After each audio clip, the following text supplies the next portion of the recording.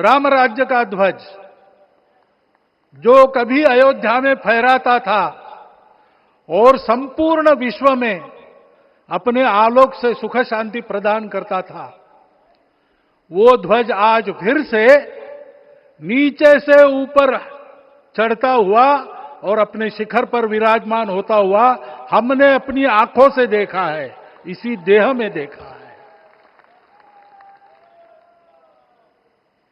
ध्वज प्रतीक होता है।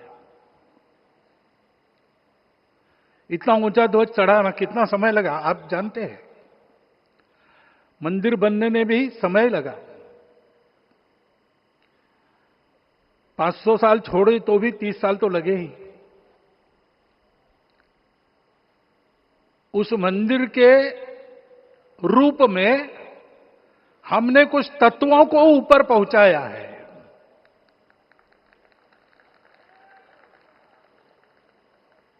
सारा विश्व जिससे ठीक चलेगा, अपने व्यक्तिगत जीवन, पारिवारिक जीवन से लेकर तो सृष्टि जीवन तक सबका जीवन जिससे ठीक चलेगा,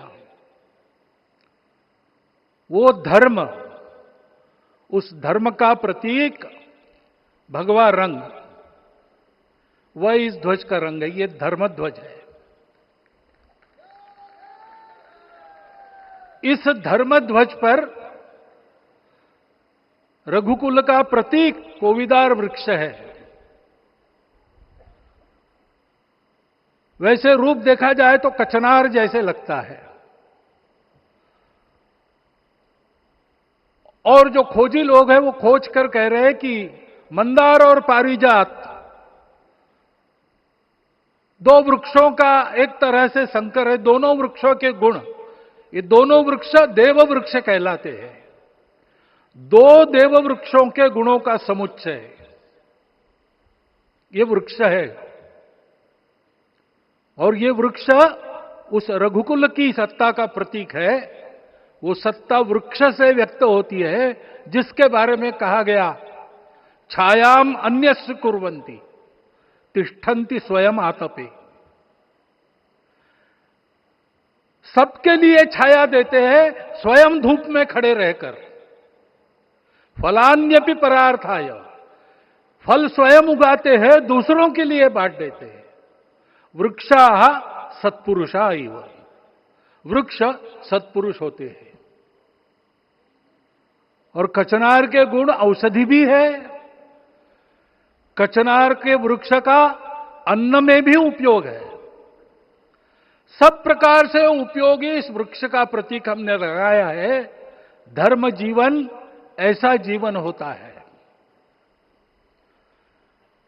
और ये जीवन जीना है, उस जीवन की प्रतिष्ठा करनी है, इस जीवन का झंडा शिखर तक पहुंचाना है। चाहे जितनी प्रतिकूलता हो, चाहे जितनी कठिनाइयां हो, साधनहीनता हो, सारी दुनिया स्वार्थ में बहती होगी, लेकिन हमारा संकल्प है। सूर्य भगवान उस तेज के, उस संकल्प के प्रतीक है। उनके रथ का एक ही चक्र है। 4 चाक वाली गाड़ियां भी एक्सीडेंट करती है तो एक चक्र चलाना है, और रास्ता खराब भी नहीं, रास्ता है ही नहीं।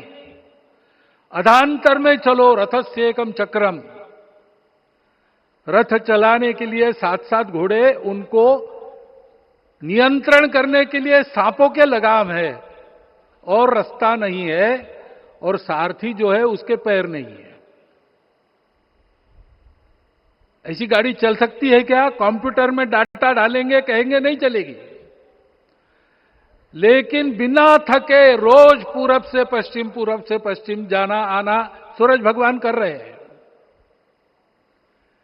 क्योंकि कार्य की सिद्धि स्वत्व के भरोसे होती है। हिंदू समाज ने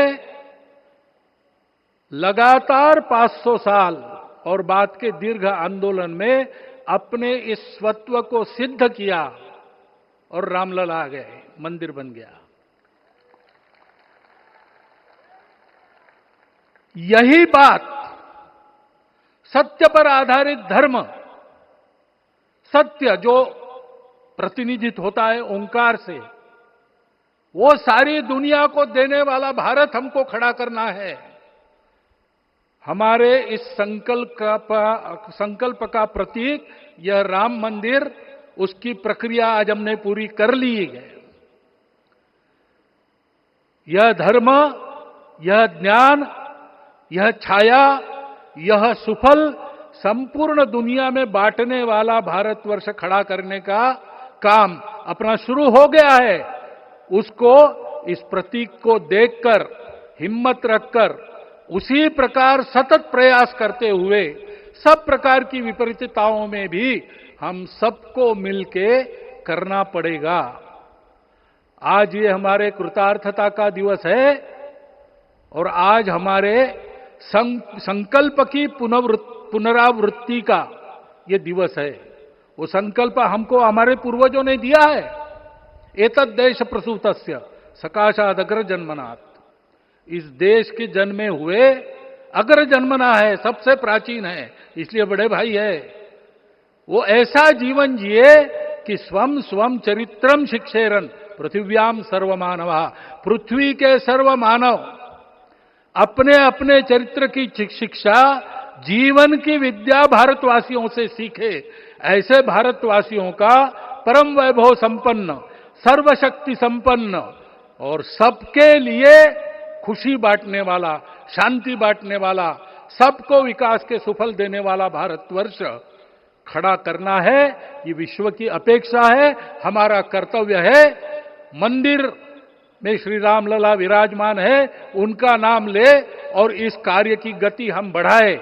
इतना एक विषय आपके सामने रखता हूं। जैसा सपना देखा था उन लोगों ने, रामदास स्वामी ने कहा था, स्वप्नी जे देखिले रात्रि ते ते तैसे ची हो तसे। ऐसा सपना उन्होंने देखा था, बिल्कुल वैसा। और मैं कहूं कि उन्होंने जो सपना देखा था उससे भी अधिक भव्य और अधिक सुंदर ये मंदिर बन गया है। हमारे हृदय में वो निश्चय का सृजन करे, तपस का सृजन करे। ये शुभकामना मैं आप सबको देता हूं और मेरे शब्दों को भी। भारतर एकमात्र परीक्षित बायोसार पृथ्वी प्रो माटी को रखे सुस्थ, दिए नुआ जीवन। धान, पनीपरिबा और डाली जातीय फसल लाभदायक, अमल बढ़ाए, रोग कमाए। आज ही जमीरे प्रयोग करंतु। जोगाजोग 9937054201 नंबर को डायल करंतु। आम सह जोड़ी हेबा पाई आमको लाइक, फॉलो और सब्सक्राइब करंतु। अधिक अपडेट पाई विजिट करंतु आम वेबसाइट thequiver.in।